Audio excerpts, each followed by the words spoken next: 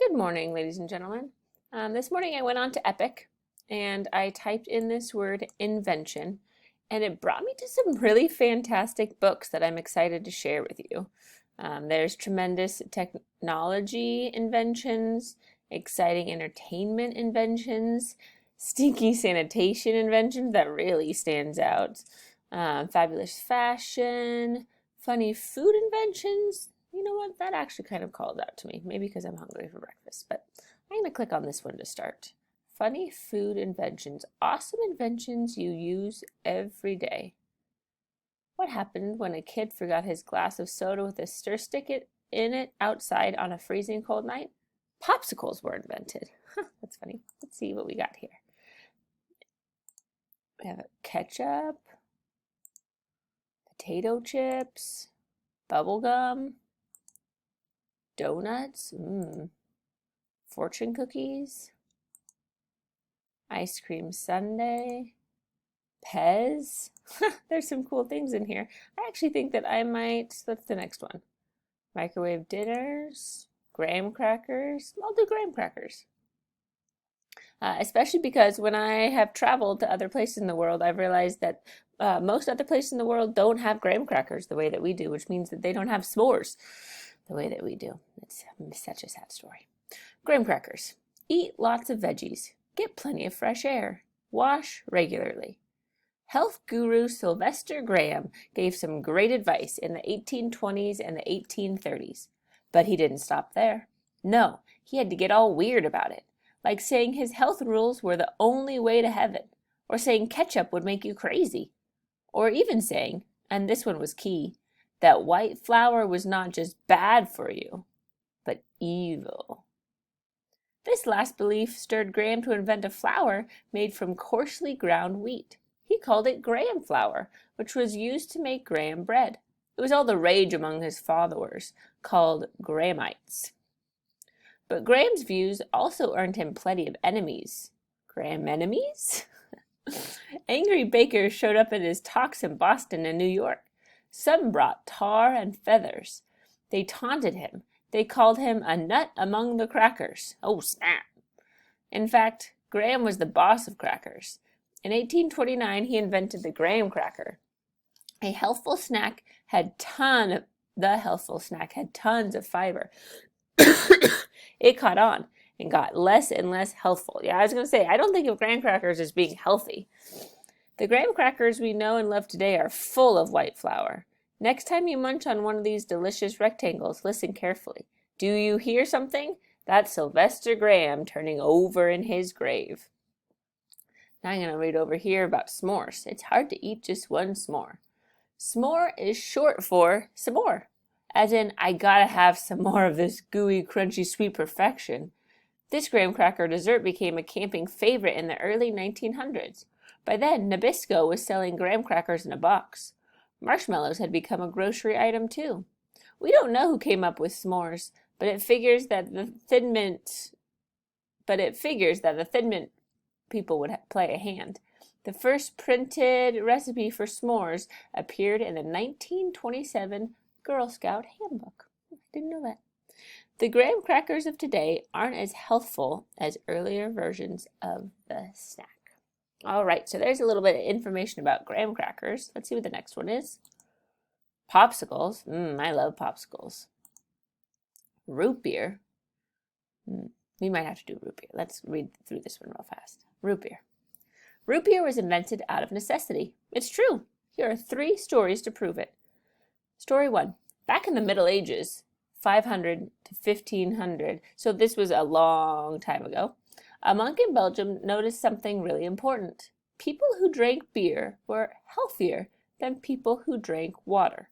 Of course, in those days, fresh water was a cesspool of germs.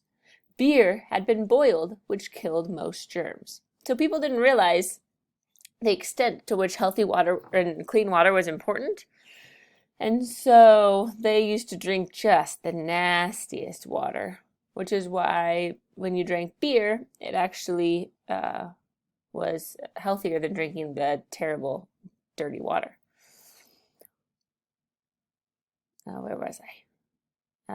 Beer had been boiled, which killed most germs. That's how it got its reputation as a health drink, except that it made you woozy. Drinks known as small beers became a thing for kids. These drinks weren't fermented long enough to become boozy, just fizzy.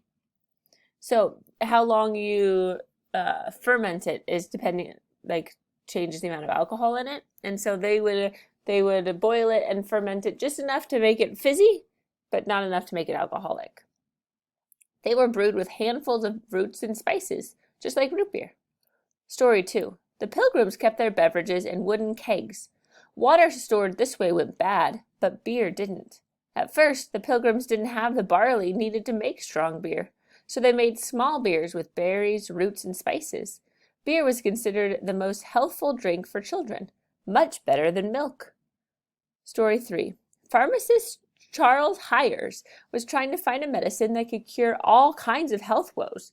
Instead, he found deliciousness, which may be the same thing.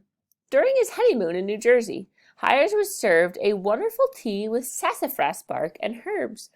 Back home, Hyers got to work. How could he make it even more delicious? He worked with the recipe until he had a syrup with more than 25 ingredients.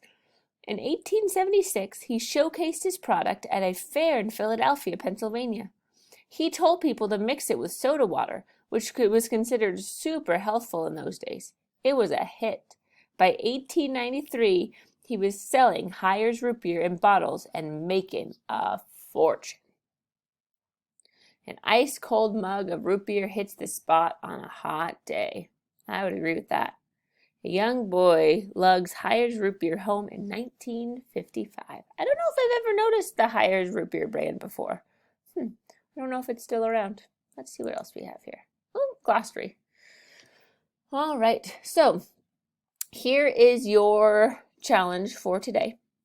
I would like you to, can I make it so that you can see all? Hey, I would like you to go around your house and figure out something that you would like to study the invention for. So it could be something in your refrigerator. It could be something around your house, like an object. It could be something that interests you. And this is, you are going to then, let's see, can I move this? Hold on, technology issues, there we go. You are then going to go up, log into your account. You're going to go up to the waffle, over to the Gmail envelope, click on that. You go to compose over here, and you're going to write me an email, invention idea. And then you were going to say something along the lines of, I want to study the invention of toilet paper or butter. I don't know if actually that's going to be an easy one to study. There's a printer right next to me. Maybe I want to study that. Or maybe I want to study the invention of a pen. Or paper. That's an interesting one. Okay, so today you can also, if you would like, if instead of doing something around your house, you also, if you want to, you can also do something from these books that are on Epic. There's some really cool ones in here, actually. So you're going to find something you want to invent or study the invention of, and you're going to email that idea to me by the end of today. Have fun.